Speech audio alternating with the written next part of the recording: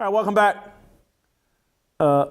I heard from many of you last week who felt like Jason Brown owes me an apology for being very disrespectful towards Patrick Mahomes last week. I've decided not to demand an apology from Jason Brown, and I know that that will upset many of you. I heard from you via email. Most of the audience feels like Jason Brown was completely out of line and with his disrespect towards Patrick Mahomes. So instead of demanding an apology, we're just not going to have JB talk about Patrick Mahomes on this show again. But we do consider JB a valuable member of the Fearless Army. And so JB will be back today as he is on every Monday. He's a great asset for the show when he's not stating delusional things about Patrick Mahomes. And so we're going to bring JB on today to talk about Deshaun Watson and Dak Prescott, because JB was talking about that on his own show this morning. JB, I don't know what's funny, but I heard that you were talking about Deshaun Watson and Dak Prescott on your show earlier today about, who's more valuable, who's more overpaid, who would you rather have? And so that's kind of the question. I want to start with you, put you on the spot. Given, Dak and Deshaun are probably the two highest paid players in the NFL, which one would you rather have, Dak Prescott or Deshaun Watson? Before we get started, it's contrary to belief. I got emails that said you should have been apologizing. That's funny how that works. I wouldn't have accepted your apology anyway if you did. So, and I don't apologize because we are who we are, not what we say we are. So let me get to this. I would love to know what would anybody say that I actually did wrong in that discussion. I mean, your mother emailed you, JB, or what? They said you hung up on me. Well, I was done with you, but anyway, we're not talking about Patrick Mahomes. You can do what you want. It's your show. I said I don't care. Yeah, anyway, could we talk about Dak Prescott and Deshaun Watson? I've made peace with last week. I'm not going to demand an apology. Let's just move on. That's funny. Hold on. Let me flip this coin real quick. I'll say Dak. I guess Dak won because he don't have 57 women coming forward, I guess. I'm going to go with that one. Either one's really available quite often. They're both kind of, I think they're overpaid and overvalued. But if let's get to the point, Jason.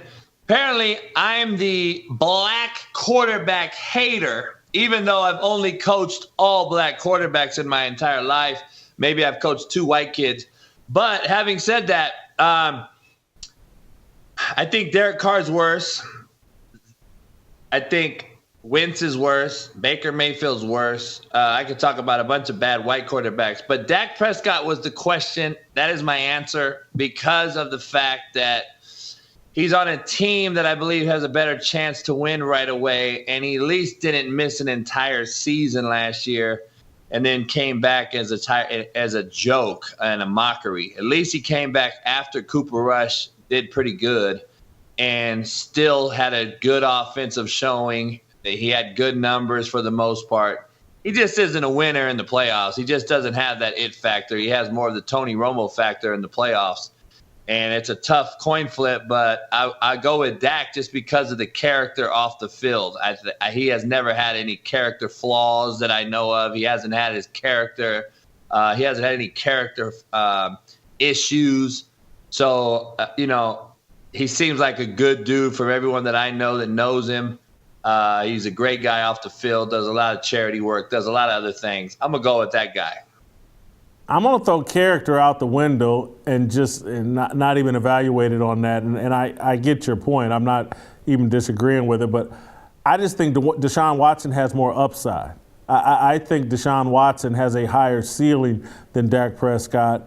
And whether he'll reach that ceiling, I don't know. He may be mentally shot from the things he experienced over the past year and a half, past 2 years. But he was on a trajectory, in my view, to be an elite NFL quarterback, a guy that could win you Super Bowls, and I think there's still a chance he could get back on that track. May not be able to because, again, there's a chance he's not Kobe Bryant, and he's going to be mentally shot from what he's gone through, and perhaps deservedly so. When you get your carry, Kobe had a one-off incident where an accusation and allegation was made. But when this guy's got 30, 40, his reputation's never going to recover. And so he mentally may never recover. It's I don't feel sorry for him, but it's a sad story to see that kind of talent wiped out by irresponsibility off the field. Yeah, it is. We see it far too often, unfortunately. In the whole NFL, NBA, we got guys doing these things all the time. It seems like I don't know. I just if I'm going to put my franchise guy or pay this guy franchise generational wealth, this kid will never have to do anything in his life again. He's already been paid. So really, he has won. He's beat the system and won. And now he has set the marketplace to where I don't want to use the word unfair because life is what it is. I don't believe it's unfair. I think is what it is. And live with it and figure it out is kind of how I live and walk my days every single day, foot after foot.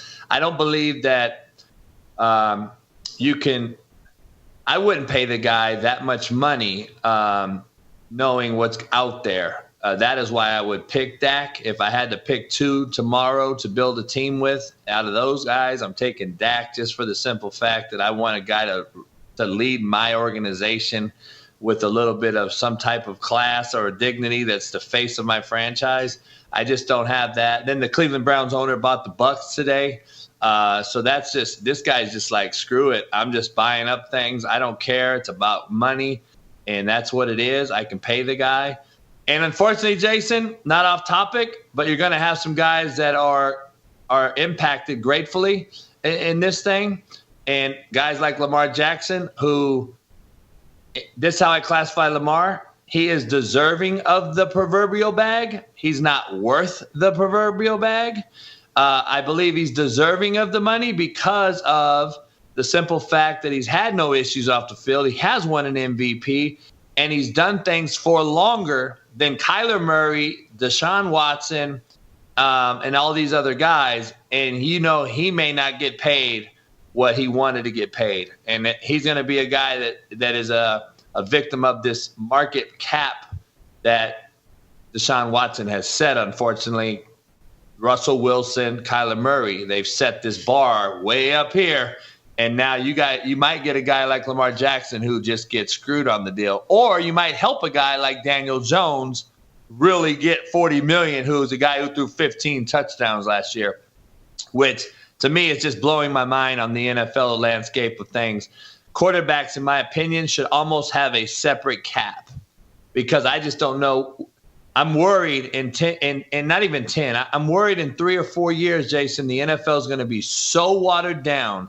It's going to be very hard to watch regular season football games because the quarterback play is going to be average at best, but we're paying them A1 money, and the roster is going to be so average around them because they cannot fill a great roster because the quarterback is demanding so much money.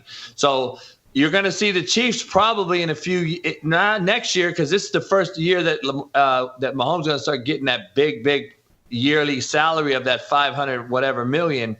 You're going to What did you just say, JB? You're going to see the Chiefs. We're not talking Patrick Mahomes.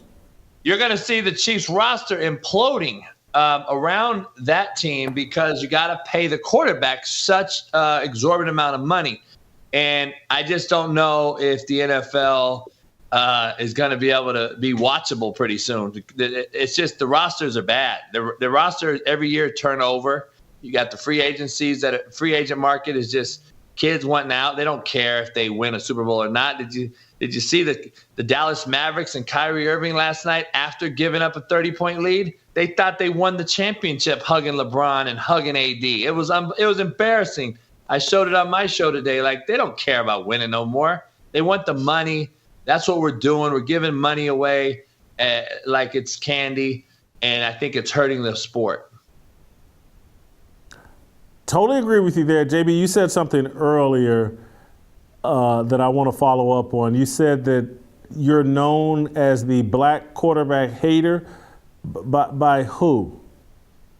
Oh, just Twitter, everybody, social media. Oh. You know, all the gurus, all the so-called gurus.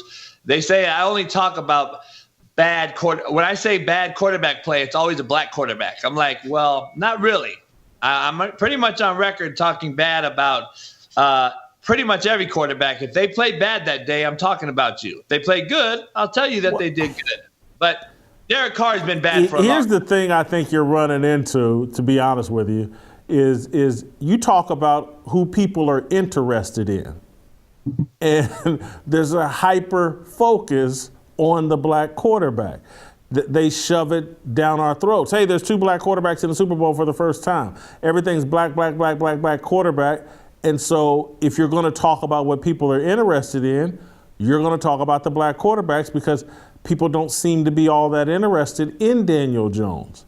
They're not interested in Baker Mayfield at the same level they are Lamar Jackson. And so I obviously anybody that watches you or followed Last Chance U or watch you on this show when you're not talking about Patrick Mahomes, you actually make a lot of sense. And you're just a critic because you actually played the position. It would be if someone sat around and had to listen to me talk about other writers all the time, I would sound like the worst critic in the world because writing is my passion. And so if I was talking about other sports writers, man, Whitlock's a hater. And so quarterback play is your passion, and you talk about who people think are interesting. And so it just, anyway, I'll defend you on that. I will say, and I know I said I didn't want you to talk about Patrick Mahomes, but if you just wouldn't say dumb things about Patrick Mahomes, I don't think people would say dumb things about you. Dumb and truthful are 2 different things. You mean truthful things that hurt your feelings? Say that. It's different. JB, when a man has 2 MVPs and 2 Super Bowl titles, and you want to criticize him, you sound stupid, and you open yourself up to unfair criticism from people.